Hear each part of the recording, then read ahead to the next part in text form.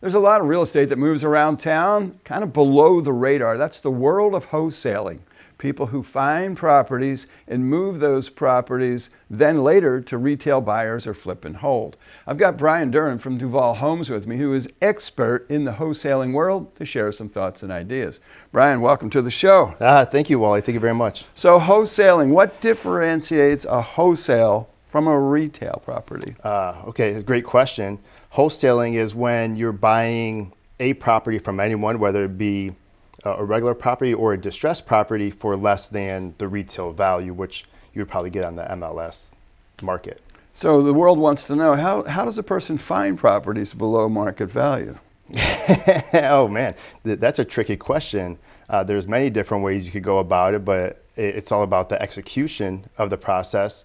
You could call what they call not vacant homes, but non-homesteaded homes. Right. So people obviously who own them as rentals, see if they want to sell their rentals, pre-foreclosures, probates, tax deeds, or even go deep into the city archives and see who has liens on their houses and try to convince them, hey, sell your property. You seem to have a lot of issues, whatever it may be. So it's really about developing the skill set and the mindset to find properties that people don't want, and sometimes they don't even know they don't want them. Exactly. Yes. Yeah. So once you get a wholesale property under contract, now you've got it under contract, what do you do with that? How do you turn that into value or an investment? Well, you definitely have to evaluate the numbers. So depending on what you purchased it for compared to maybe what the rental rate is, then you know what your exit strategy is, or what the ARV is after you spend X amount of dollars renovating it. So you kind of have to evaluate the numbers and be quick on your feet with the numbers, so that way you can make those quick decisions and quick negotiations with the homeowners, and then also build the value and explain to them, this is why we're making this offer. It's not to demean them or put them down. We make offers based on what fits our business strategy. So I try to explain to everyone, this could be the price, this is what we need to do to it, therefore this is our offer. Understood. You know, a lot of folks get themselves excited after watching Flip This House on HGTV, or they go to a seminar in a hotel room and they suddenly announce they're flippers.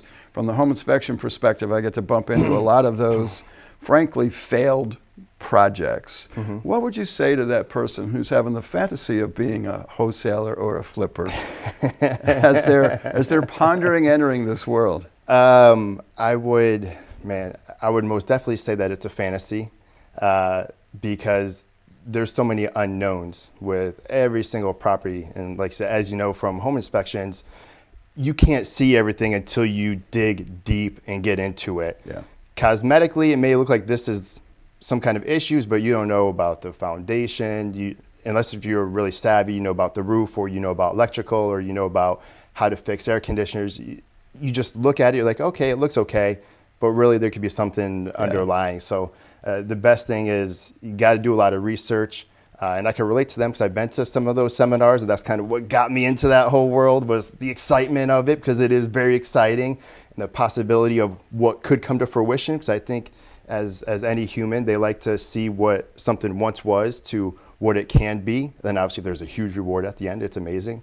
But to those folks, it's there's definitely... a potential huge reward at the end. I've had the, I wouldn't call it good fortune, the opportunity to be involved in quite a few wholesale squared, meaning that first person got in there, realized they were in over their head, and they got saved by another wholesaler just to bail them out of the situation they put themselves in, or just in way over their heads. It's really sad. Yeah. And I think probably one of the best things is really to let people know that it's really smart to partner with someone experienced in the beginning.